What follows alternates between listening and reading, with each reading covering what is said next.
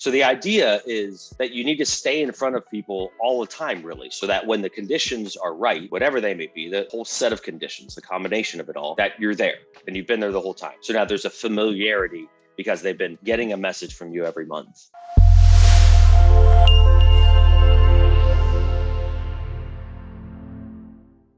You have some not motivated, but motivated, again, motivated is, it's a spectrum, right? So like that, not motivated today is different than not motivated when, in some cold climates when a winter storm blows through, right? Because now if it's an absentee property, rental issues, all this kind of stuff. So again, there's disruptors in the market always.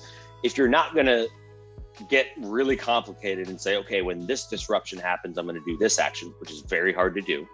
And I don't recommend trying to get so granular because it's very hard to build that out. But if you're not going to do that, then what do? You just say, okay, well, these disruption things come up every 2 months, 3 months, whatever the timetable is for them.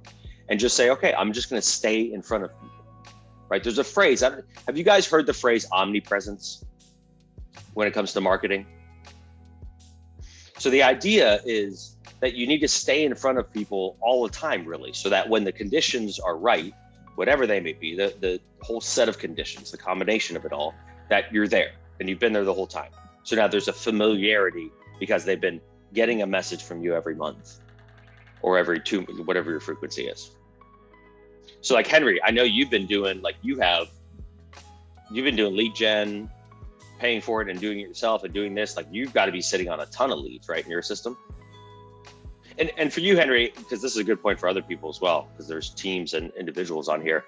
For you, Henry, all those leads that you have you been calling them yourself, or have you had like an acquisitions person or a VA? Like once this stuff hits your CRM, outside of the cold stuff, once it hits your CRM, who's been handling those mostly? Because that's another factor, guys, right?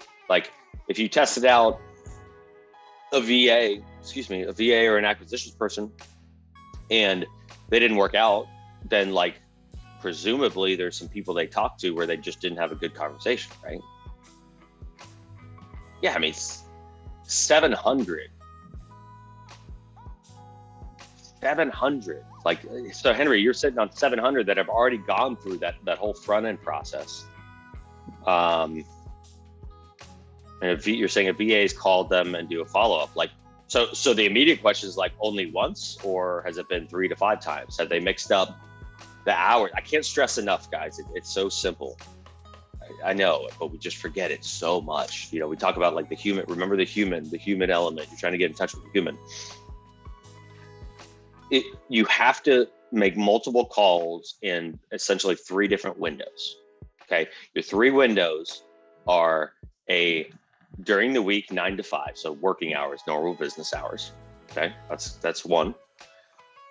The second window is during the week, off business hours. So 6 to 8 p.m.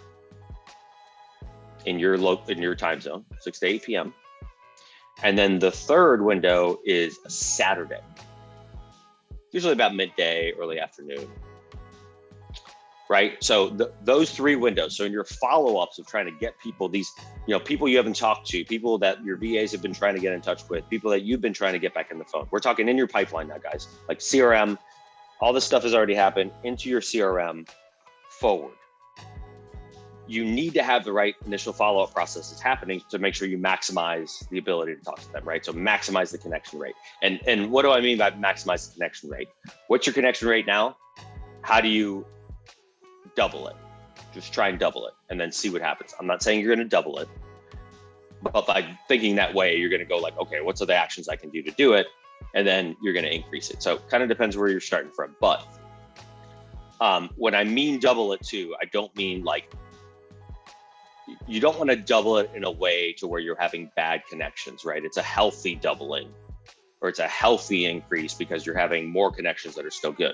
What's a prime example of that? So like a prime example of how not to do it, in my opinion, is the double tap, triple tap, going, back to back, that kind of stuff.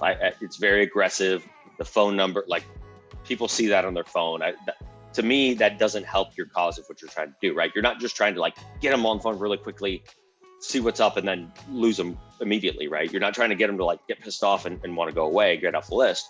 You're trying to engage a conversation with them. So by doing some of these pre-actions aggressively, I don't think it sets you up for that conversation the right way. So there is that's where the KPIs really matter, right? Is it connection rate we're focused on only? No, it's connection rate plus, whatever the next metric down the line is.